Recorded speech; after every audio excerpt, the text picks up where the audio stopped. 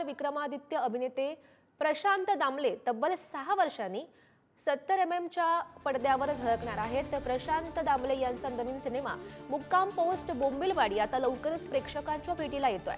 परेश मोकाशी दिग्दर्शित सिनेमात प्रशांत दामले धमाल भूमिका केली आहे। या सिनेमात प्रशांत दामले यांनी हिटलरची भूमिका रंगवलेली आहे।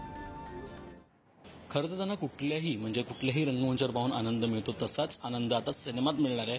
कारण तब्बल 6 वर्षांनंतर पुन्हा एकदा खूप अशा मजेत सिनेमात मुक्काम पोस्ट बोंबिलवाडीमध्ये प्रशांत सर आहेत। प्रशांत सर, खूप खूप स्वागत आहे। पहिला प्रश्न, 6 वर्ष का प्रशांत सर? मुक्काम पोस्ट बोंबिलवाडी कमाल आहे, सगळं कमाल सारखं, पण 6 वर्ष का? माझं नाटकाचे प्रयोग चालू होते ना खूप। काय चित्रपट करायचा म्हणजे त्याला व्यवस्थित तारखा वगैरे द्याव्या लागतात, 20-22 तारखा, 18-20 तारखा। एवढे दिवस नाटकाचे प्रयोग तर मी बंद करू शकत नाही।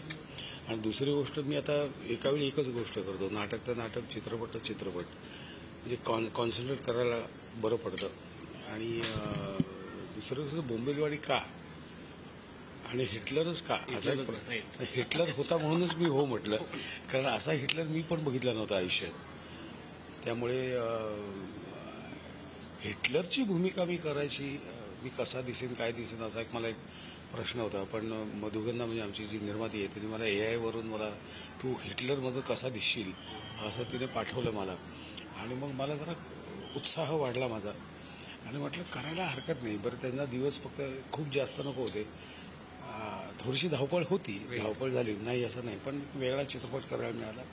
आणि दुसरी महत्त्वाची गोष्ट म्हणजे परेशकडे काम करायचं होतं मला, कारण त्याचं वर्किंग स्टाईल त्याची एक वेगळी आहे आणि तो नॉर्मली असं व्यावसायिक चित्रपट करत नाही त्यामुळे, पण हा व्यावसायिक चित्रपट असल्यामुळे म्हटलं हा कुठल्या पद्धतीने कसा करतो, काय करतो, माझी ह्याची उत्सुकता होती। आणि त्याची वर्किंग स्टाईल खूप छान आहे, म्हणजे तो बांधून ठेवत नाही, तुम्हाला करा काय करायचं ते करा, नंतर काय करायचं ते मी सांगेन। Very true. त्यामुळे होतं काय की कलाकारांना बांधून ठेवत नाही तो।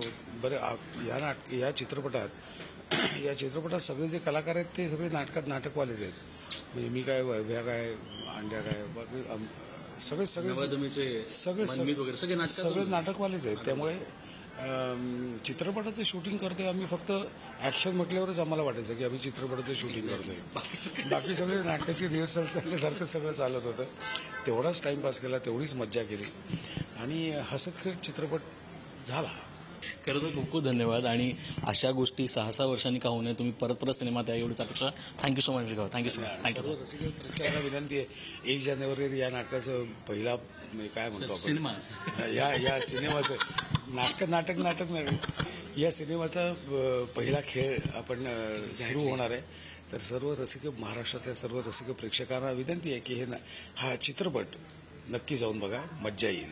बघा, तुम्हाला मी सांगतो ना, जी मज्जा सिनेमात आहे त्यांच्या तोंडून नाटक कधीच जात नाही, पण नाटक ते येतच। मनोज चव्हाण, सावंत, पुढारी न्यूज, मुंबई।